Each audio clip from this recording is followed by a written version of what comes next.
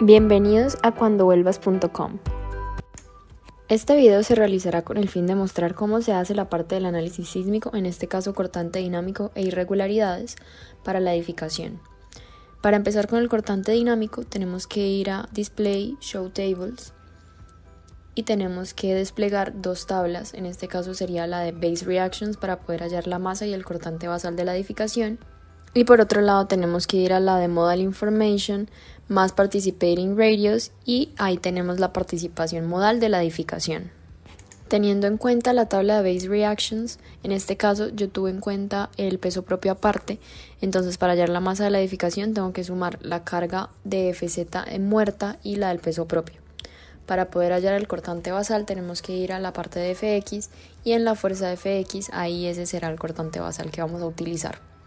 Luego vamos a un documento de Excel, ponemos los dos valores que ya nos dieron posteriormente en las tablas y vamos a ir a sacar la tabla de Modal Participating más Radius.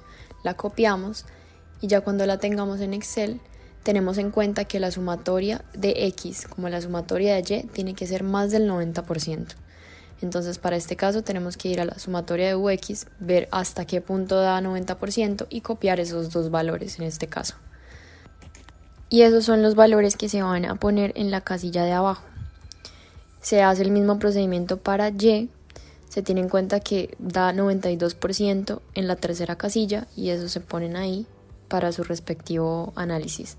Se tiene que poner la aceleración espectral para todos estos modos, que fue la que nos dio en el espectro de diseño. Y para poder hallar el cortante se tiene que hacer la masa de la edificación por la aceleración espectral por ese valor que nos dio en la tabla. Y eso nos da el cortante tanto en X como en Y. Eso nos da un valor total con la suma de cada valor. Y luego teniendo en cuenta esto tenemos que sacar unos factores tanto X como Y. Para este caso lo que tenemos que hacer es dividir el cortante total en el cortante basal. Esto nos dan los dos factores que deben cumplir, digamos, el factor del 90% u 80% dependiendo de si la estructura es irregular o no. En este caso, pues mi estructura dio irregular, entonces el factor a cumplir es 90% y como los dos factores dan mayor a esto, se puede decir que en los dos casos cumple. Para poder hallar las irregularidades tenemos que tener en cuenta, obviamente, la masa de ITAPS y el cortante basal que ya habíamos hallado anteriormente por Base Reactions. Y vamos a empezar con la irregularidad por redundancia. En este caso tenemos que tener en cuenta las fuerzas por entrepiso, el cortante basal, y esto nos dará por medio de una relación un phi.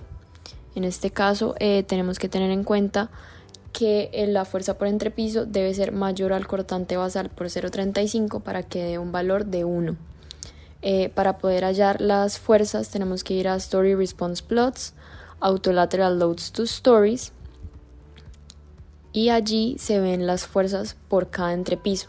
En este caso a mí la máxima, que es en el cuarto piso, me da 3100, luego la otra me da 1888, la siguiente me da 1337 y la del primer entrepiso me da 822. Estas fuerzas las vamos a copiar en Excel de tal forma que lo podamos relacionar de la misma forma que ya les dije anteriormente para poder hallar el phi. Ya teniendo en cuenta pues esa relación para cada entrepiso, podemos sacar un phi final que en este caso va a ser el menor de cada uno. Para poder hacer la segunda irregularidad, que es la irregularidad por altura, tenemos que tener en cuenta los desplazamientos por entrepiso, que en este caso se hace como se ve en pantalla. Y también tenemos que tener en cuenta las fuerzas que ya había nombrado anteriormente, que se sacan pues así como se ve en pantalla. Los desplazamientos es con esa opción y con la combinación de derivas se sacan los desplazamientos por entrepiso. En este caso me dio 0.025 para el primer entrepiso y para el segundo entrepiso me dio 0.041. Estos valores también los vamos a poner en un Excel que lo vamos a tener en cuenta para poder hacer la verificación, y vamos a tener en cuenta que vamos a tener un tipo de piso flexible extremo, piso débil y piso débil extremo. Entonces vamos a hacer la verificación teniendo en cuenta esos dos entrepisos y podemos ver que entonces la rigidez del piso de arriba por 0.6 tiene que ser menor a la rigidez del piso de abajo y esta asimismo tiene que ser menor al 0.70 de la rigidez del piso de arriba. En este caso yo hice estas verificaciones una por una y si llegado el caso alguna no cumple, ya se puede decir que el phi es 0.8. Para la parte del piso débil y piso débil extremo tenemos que tener en cuenta el cortante de cada uno, o sea la fuerza, que digamos en este caso tiene que ser 0.65 por la fuerza del entrepiso de arriba, si es mayor a la del entrepiso de abajo. Como ahí cumple, podemos ya decir que el phi total es 0.8.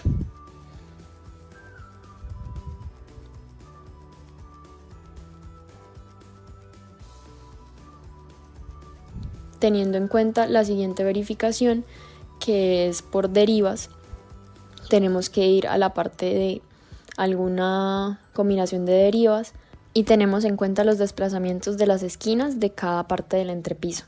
En este caso, para mayor certeza, lo vamos a hacer para las 4 esquinas de la edificación y tener los respectivos phi para poder analizar cuál se va a utilizar.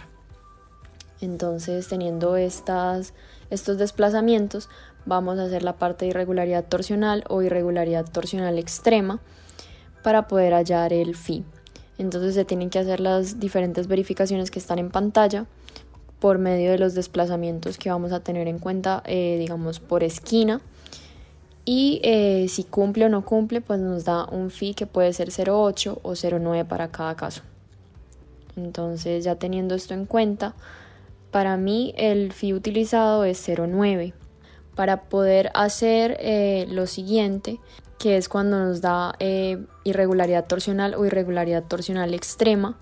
Tenemos que tener en cuenta que tenemos que hallar display, show tables y así hallar el centro de masa y centro de rigidez por medio de other output items, centers of mass and rigidity.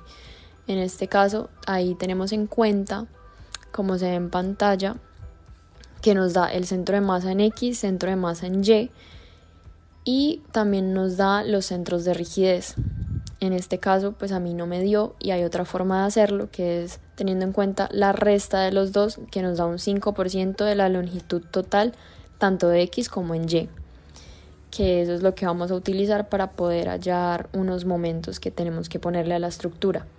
Si no, pues vamos a Excel y tenemos en cuenta lo de la resta que yo dije anteriormente, que es con el 5%, y esto nos da pues un valor que sería como la excentricidad, que lo vamos a multiplicar por una fuerza, que en este caso las fuerzas se hallarían por medio de autolateral loads to diaphragm. Entonces pues sería por ese lado. Cuando ya tenga en cuenta esto, voy a tener los momentos tanto en X como en Y por entrepiso. Sería multiplicar la fuerza por esa distancia. Luego, posteriormente a esto, tenemos que poner los momentos en la edificación para cada entrepiso.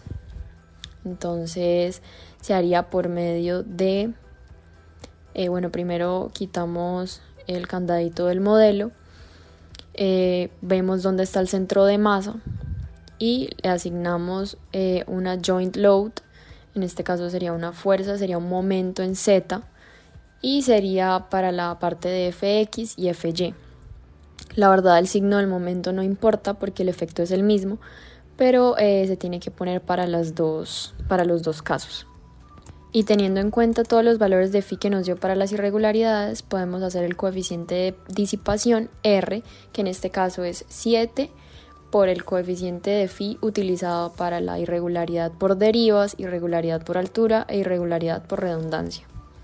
Este R lo vamos a utilizar posteriormente en el modelo porque lo vamos a asignar a unas cargas, pero en este caso pues simplemente se dejaría ahí por ahora.